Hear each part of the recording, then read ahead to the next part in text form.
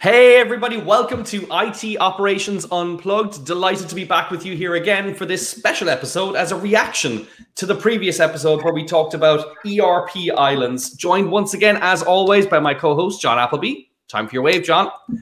And absolutely delighted to be joined by a first-time guest, Neil Howe, founder and CEO of Limelight Consulting. So fantastic to have you on here. And thanks so much for joining us. It's brilliant to have you here. Yeah, lovely to be here. Brilliant. This concept of a reaction show, Brenton. It's like reality I know.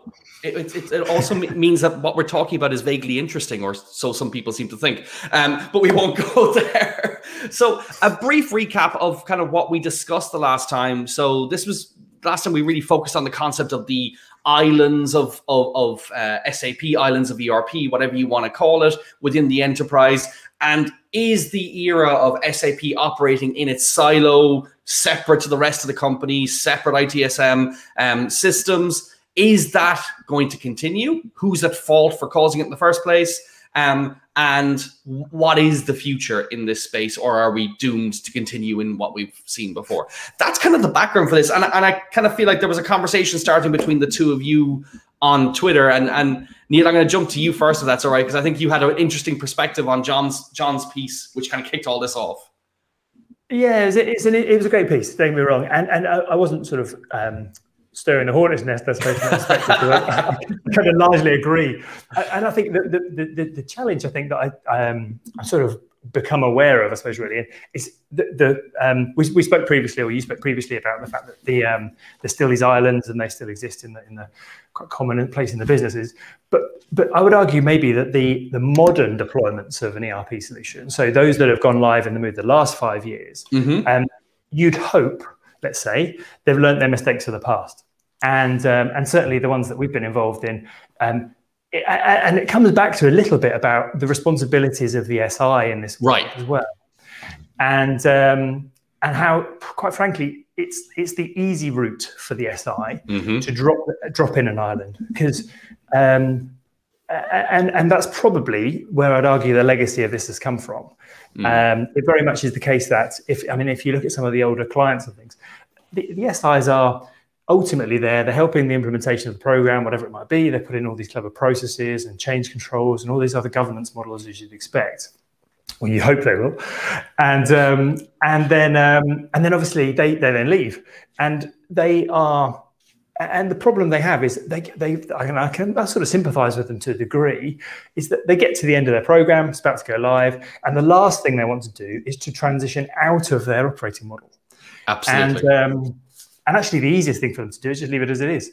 And if the client doesn't mind too much and it kind of works, I'm kind of assuming that it's going to get left. And it's poor form, quite frankly, I suppose, from the SI, because they are leaving a problem, and it's a big problem, because once those processes get embedded, you're going to struggle to get out of them, quite frankly. And it's incumbent on the SI to kind of move the organization from a support arm forwards. And that kind of really doesn't happen, really. But I say in the last sort of 3, 4, 5 years, I'd probably argue that a little bit that they've got better at this, and they've started to get more wise to the kind of enterprise-wide operations and all those other types of things. But it certainly leaves the SI sort of, there's a few questions, I guess, really about the responsibilities of the SI in this, definitely. And I'm in complete agreement with most of what you said, actually. And it's that legacy, isn't it, that they're leaving behind? It's a legacy of overheads. It's a legacy of cost, because you're going to, if you start with the island and you accept the island at the point of go live, then you're going to be dealing with the cost of that island for a very long time, because changing it retrospectively is very difficult. And I wonder if anybody has done any analysis on the true cost of allowing those islands to continue on, as islands, and not integrate them, or not insist that they be integrated at the point of go live. John, any thoughts from your side? Yeah, I think these are all different ways of looking at the elephant. I think what might be, Neil, it'd be great to understand where your perspective comes from. So what is your business, and what sorts of, so you're an implementer, right? We were all implementers, by the way, at some point in our life. So this company we set up was, it sits in the gap between the SI and the client. So we kind of drop in place kind of, let's say, leadership management structures on a client's behalf to manage the SI and to deal with the SI and their implementation. So our kind of goal really is lead the implementation, get the client business ready and technologically ready to receive the work from the SI, and then robustly manage the SI through the process. Because everybody forgets that the SI really is just a supplier, and you've got to manage a supplier. So you wouldn't let them just run off. So we kind of come in and sort of lead these things from a client perspective. We drop in a team rather than a bunch of individuals that clearly they've worked together before, and all those other types of good things as well. And it's really interesting from our perspective because we kind of see the SI's laziness, I suppose, from that angle, and then are responsible for them wrestling it around and correcting it and integrating it properly with the IT estate, if that makes sense. Yeah. And what's the target customer? What's the profile? Pretty much anybody in the kind of FTSE 500 upwards, really. So we tend to work with the bigger implementations, pretty much because they're the people that need the help the most, because their business transformation is the hardest, and they typically don't have that particular experience themselves. And they can afford the client side work as well in this case. Yeah, pretty much. Yeah, absolutely. Yeah.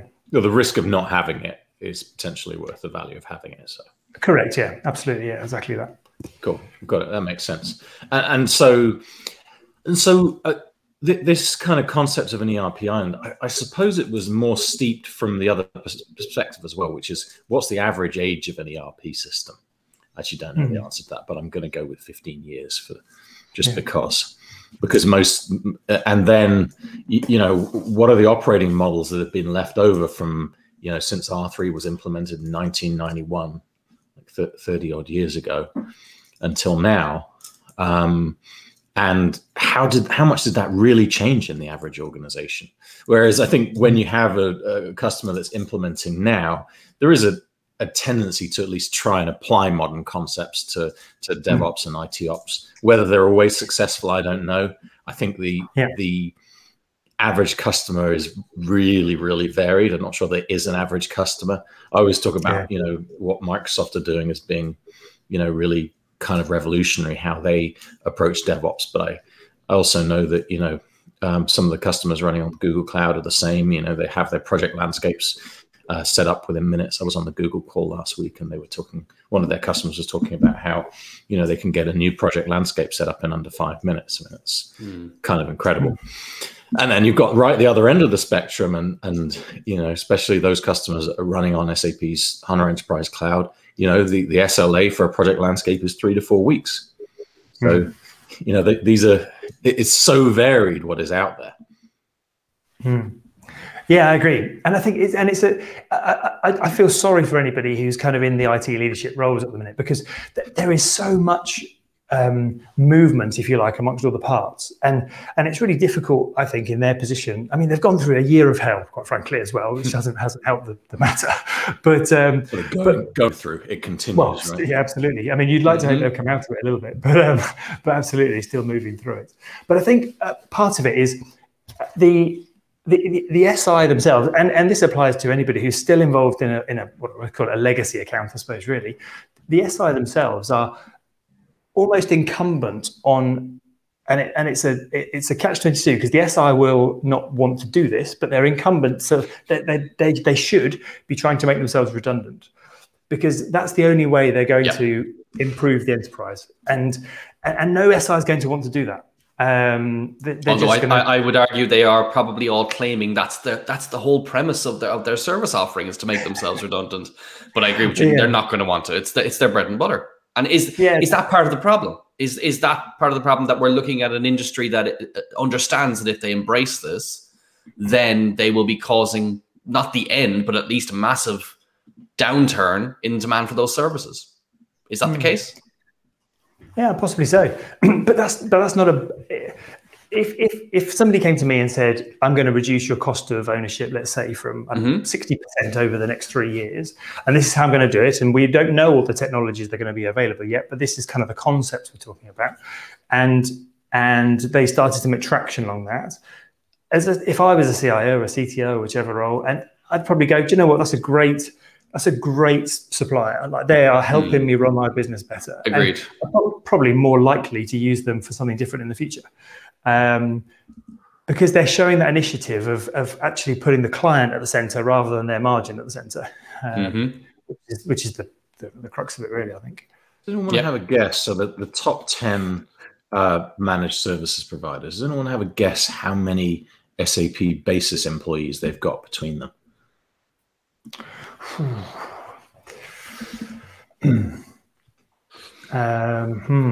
Good question. I wouldn't even know where to start. Go on, Brenton. You have a guess. You're willing to put stuff out there. So repeat the question. So the top 10 service providers, how many SAP basis engineers do they have? Yep. 250,000. I'm going high. No, it's not. No. 150,000? No, you're not close. It's not that bad. 7,100. Okay, that's a lot lower than I thought. It's a ton of people. But by the way, by comparison, their practices are about 10 times that. So it's about 71,000 in the top 10. And remember, this is a very, very long tail. Our estimate of the number of SAP consultants out there is something like in operations, something like 124,000, something like that. How does that play into this, John? Why did you reach for that as the leading? Well, I was just thinking. So when you've got to feed 71,000 mouths, or 7,000 mouths, that is, how do you get incentivized to get those people off billable work? Off billable work or onto different billable work, which I think is the point you were making, Neil, which is that if you're able to, reduce that TCO, make yourself redundant, you will probably end up being a better partner, getting more work, and so doing different things, possibly more strategic things for that customer. Maybe that's the answer, or maybe that's a bit optimistic. I'm not sure. I think when you got that many people, it's tough. Don't disagree. No, I agree. But I do think there'll be a shift as well. I think there'll be a shift in skill sets, because the basis technology is it's a dark art to many, I suppose, isn't it? It's something that people just don't really even understand, and it's quite hard sometimes to even justify the cost of that particular element, because you can't even sometimes explain it very well, especially to executives.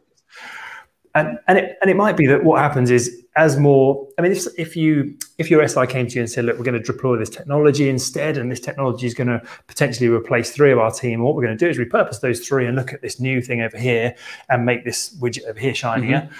I think that would probably be more well received, because you kind of need to show the innovation in the space. And that's what we're kind of not really seeing, I guess, is that kind of SI-driven innovation. Because quite frankly, a CIO and a CTO is going to be too busy to sit and watch tech ed and try and understand what the hell's going on. So somebody needs to come to these guys and say, look, we can do X, Y, and Z differently. This can be automated. That can be automated. We'll take that problem away from you. You can probably move these people from over here to here, and why don't we look at this? And it's about packaging that up in a nice value perspective, isn't it? And what I've seen that really works is when you create a contract with a service provider to have an inbuilt cost reduction year on year, inbuilt headcount reduction, and inbuilt requirement to introduce software-driven innovation. I think when you do that, it gets really interesting. But you're talking about contract levers in contracts that are I mean, as big as 8 billion euros is one that was signed this year. And huge number. It's difficult, right? But I think it'd be a welcome change. Like if I don't know anybody that, and I'd probably maybe speak to, I don't know, 5, 6 CIOs, maybe a week or so, just in the course of my week. And it would be a refreshing change, I think, for them to go to me, RSI came to me and said, what about all this stuff? What do you think? And you could go quite happily, that's a great idea. You should be absolutely looking at that. Or you should be looking at AI, or you should be looking at whatever it might be. Because the problem is that the longer it stands still, the worse the problem gets.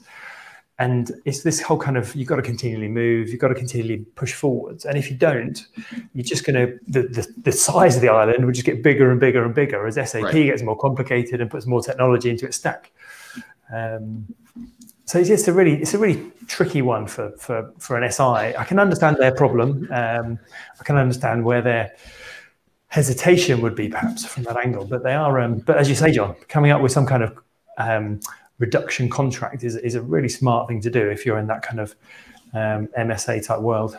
I think the other thing that service providers, or not customers, can do to help is to put it into the evaluation criteria. You know, is the service provider using technology innovation to drive down the cost, or are they just, I mean, I won't say the name of this company because it was a confidential conversation that would make them look really bad, but there's a company that does S4HANA analysis. So what's the work that was required to be done to move to S4? And he said, you know, we have an automated product. He said, and it comes in and it does the analysis and produces a report. He said, don't tell anyone, but it's a bunch of people in India. So we just package it up to look like a digital report. And he was proud of it as well. And not, you know, one of the bigger companies, let's put it that way. Yeah, I think he's no longer in his role, incidentally, but that's unrelated.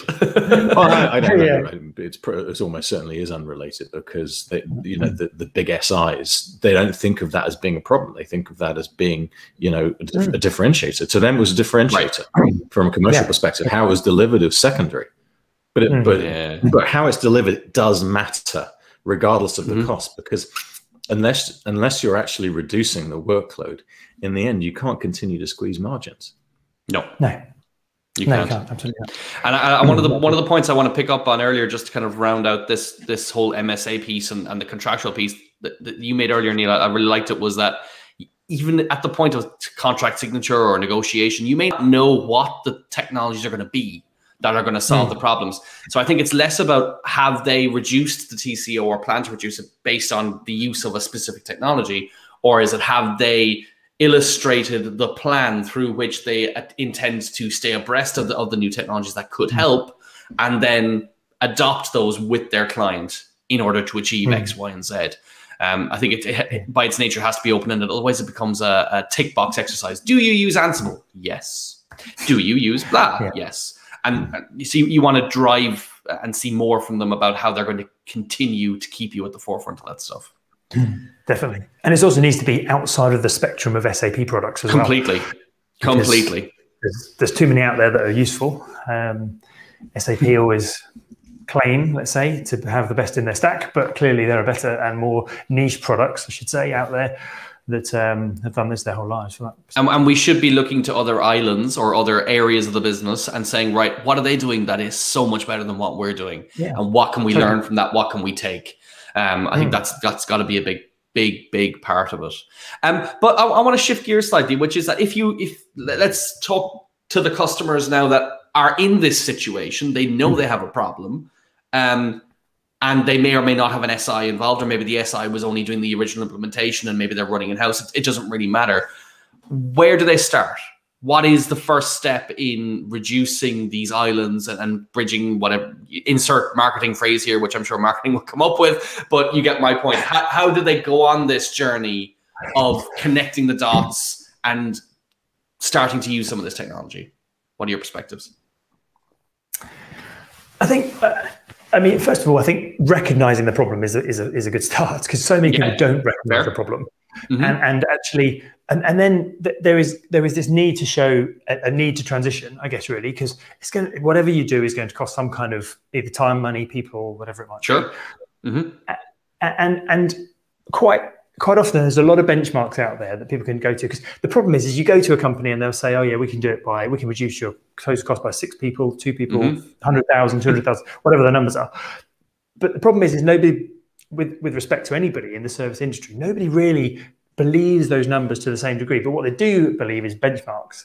And if you can find out what benchmark targets are for your particular areas, so you take the subjectivity out, take the technology out, and you come back with benchmark numbers, you could say, I don't know, my cost of, let's say the cost of making a small change request into an SAP system should be, by industry standard, I don't know, 5 days of time, and it might cost this much money or whatever.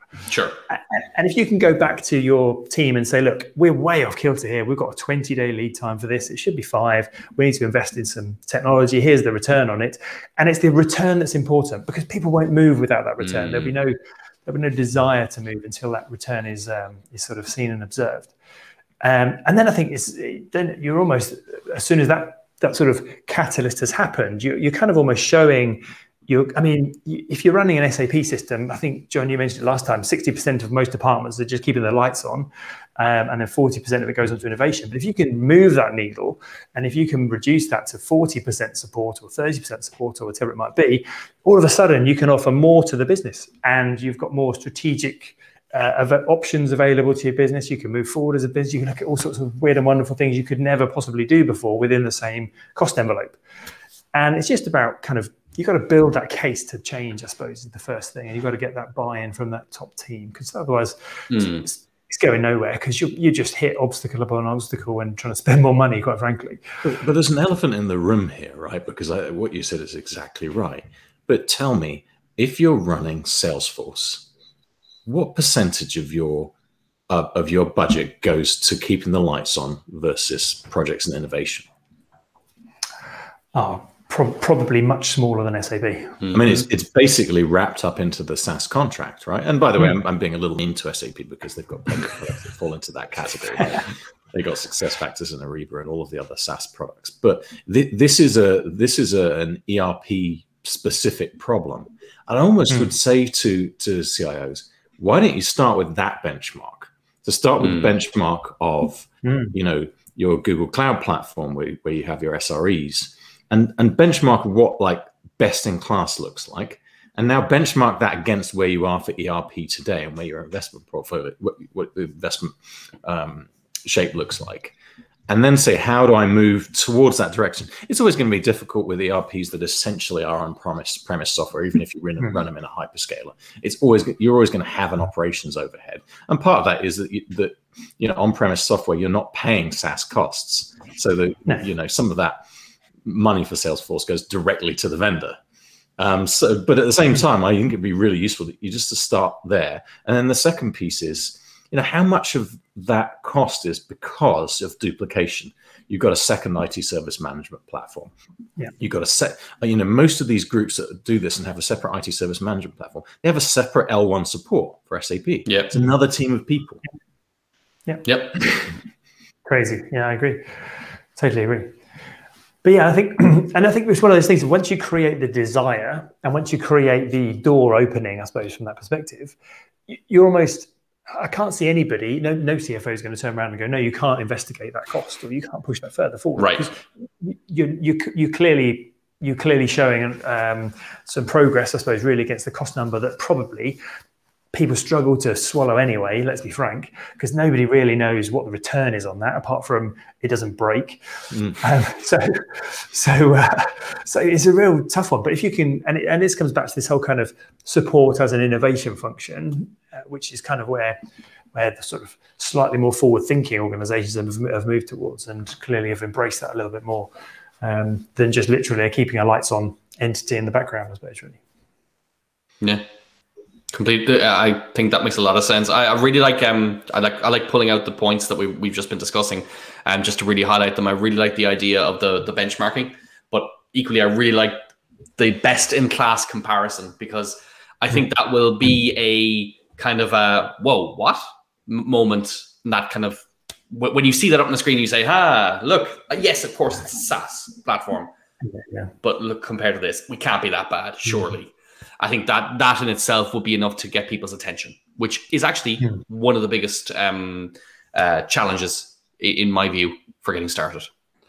When you've seen best in class, it's difficult to think differently. So I was talking to a customer who was running on Google Cloud, and so they had some of the benefits we talked about being able to stand up project landscapes or auto scale and those sorts of things. And they were going out to tender, and that happened to one of the vendors had come in and tendered for virtual cloud services as well. And they said, yeah, sure, you can come and talk to us about that. They said, let's just go through a couple of things first. In your model, how long will it take us to to scale, because at certain periods of the month we've got peak demand and we need to be able to scale. How much notice do you need? Oh, 3 weeks. And they said, but we can do it in 2 minutes today. Why are we having this conversation? So once you've seen what best in class looks like, it's kind of really obvious. And so maybe Brenton, that's something for us, is to describe what does that actually look like. Maybe people don't know. Yeah, I'd agree. And it is it's quite a hard thing to get hold of as well, actually, because there's no industry benchmark or industry publication that you could go to get that thing from. Exactly. Quite frankly, nobody really wants to put that out there, because actually they'd suddenly see a lot of holes in what they do. Yeah, no, it opened my mind. It was the last business trip I did was last year. Wasn't the last business trip, one of the last ones. I was in Redmond. I always think Redmond, Virginia, but Redmond, Washington, the other Redmond. and the guys from Microsoft were describing how they do it, and they were describing how, obviously they were trying to look good, but it's because they really are that good. And maybe we just need to help people like that amplify, what it is they're doing. The example that they gave, which I thought was really, really powerful, was they were configuring, and I forget the details because it was a long time ago now, but they were trying to figure out how they were going to implement a central finance system. And there were probably 20 different ways to approach it, different options of approaches that they could take. And nobody knew which the right one to take would be. So what did they do? They spun up 20 environments, in parallel did the 20 different ways. And each time, and they didn't need 20, they probably needed 5, because they looked at the combinations of things they could do. And each time they went somewhere and they realized it was a dead end. They'd given the business the ability to roll back. So the finance people rolled back to the last point in time, continued. It took them 2 weeks to prototype all of the 20 different ways to do that with their DevOps tools. Yeah. And otherwise, you're talking about a 6-month blueprint project, which probably comes to the wrong answer. Yes. Probably, at which point they realize it halfway through, and then they realize it's change request time and the whole direction changes. And suddenly it's not a 6-month project, it's a year-long project. And as with these things, that there are lots of shades of wrong. And of course, the difference between the optimal and suboptimal is normally code. So I think they were able to avoid code by using the best scenario for them. But there was literally no way for them to figure that out easily without doing a very detailed analysis or just trying it. But the fact that they put the DevOps tools in the hand of the actual functional people to do configuration, I thought was really interesting. That made a mistake, roll back just to 10 minutes ago, done. One click. Fantastic. Very clever. So anyway, A great success story. Be interesting to know how many organizations could leverage that if given their technology stack that they have available to them. Because clearly Microsoft, Google, they've got the skills in-house, they've got the know-how, they've got the power, everything you could ever imagine at their disposal, haven't they, quite frankly? But then you go back to the point we were making earlier on, where we're talking about the innovative SIs, the ones that really want to push the boat out on this. If you're a customer and you've engaged the right SI, they're already, or they should be, thinking along these lines. And while they may not have the answers, they should have the internal R&D, or whatever you want to call it, want to drive that kind of innovation to help you as the end customer. So it kind of comes back to the selection of your SI again, doesn't it? Yeah, absolutely. Yeah, the SI is key. And I mean, at the end of the day, the SI is the advisory body, I suppose, really, you can go to, that you kind of hope is going to steer your ship the right way. And they've got a vested interest clearly in profit, which is unfortunate, but they should be moving that ship accordingly to help you as the client, and that's where the value add is, and that's why you pay them over the odds, let's say, for the particular services they deliver. I think it's just so difficult to have a forward-thinking perspective on that as a customer. I remember meeting with a CIO a few years ago now on a project I was doing, and he said, "We're happy to pay your rates." He said, "We're paying double what we would pay, one of our other partners." He said, "But we've paid half for the overall project costs, so that's a fair deal for everyone." I don't know how many people really think that way. I think people looking tend at the bigger to get picture down by day rates and number of people. And and in the outsourcing world, just pure total cost of ownership rather than actual approach. I don't know how many times I've heard the message, well, we've outsourced it, so I don't care how they approach it. But you should. Yeah, absolutely. And it's funny because it's a little bit more around this kind of focusing on, and we do a lot of work around outputs versus outcomes as well. So you've got lots of outputs clearly on a program, project, or whatever you're doing, but actually your outcome is what you want. You don't care, to a degree, you don't really care how these things are happening, or as long as they are best of breed, as long as they're innovative, as long as there are these kind of list of controls, if you like, that have set the rails for them to work on. You kind of don't really matter how they bounce between those rails, as long as they give you the outcome you're looking for, with the parameters of don't go crazy and hire a team in India to do your work for you at zero cost. Right.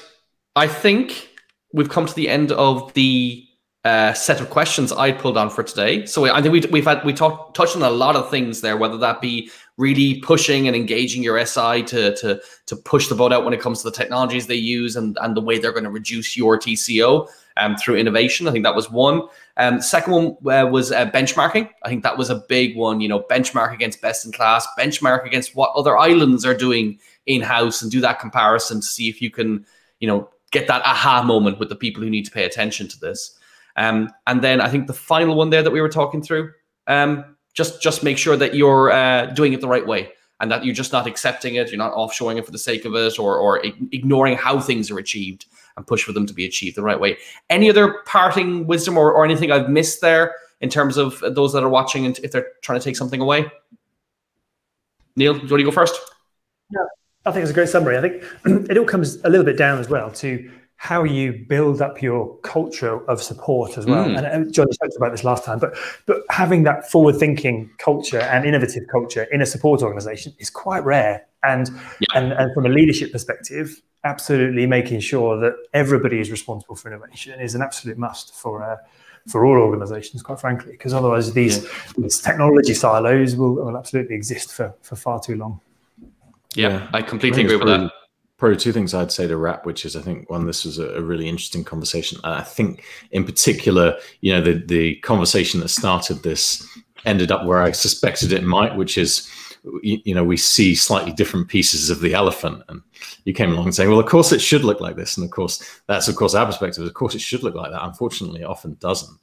That's the first piece. And I think the second piece, which I think is also really interesting, is it just sort of reminds me how I think executives are blind to the discussion that we're having. I think they have probably no idea of what's going on 3 levels below them. And probably be my call to action for people thinking about that is you probably should, and maybe it's just that act of benchmarking different teams, but you should be aware that there is still a mess out there that where there is pretty high benefit, I think, to clearing up. Yeah. I think that's a fantastic addition to the summaries. Well, listen, Neil, I just want to thank you so much for coming on here and following up what your Twitter interaction with me and John, and having the time to discuss it with us. So that's been fantastic. Neil, where can people find you if they want to learn more about who you are and what you do? Yeah, so we're on Twitter. So my Twitter handle is NeilHowe1 on Twitter, or LinkedIn is where I normally hang out. Awesome. And everybody knows at this point where you can find myself and John. I'm Callaghan001. John is Appleby J. You can find us on Twitter, on LinkedIn, on most places. Just find us. We're probably there. Just not Clubhouse. We don't do Clubhouse at the moment, but maybe that'll change. Who knows? Everyone, thank you so much for watching. And thanks, Jack. Thanks for coming again, Neil. Thank you, John. See you all next time. Have a good one. Thanks. See you, John. Bye-bye. Take care.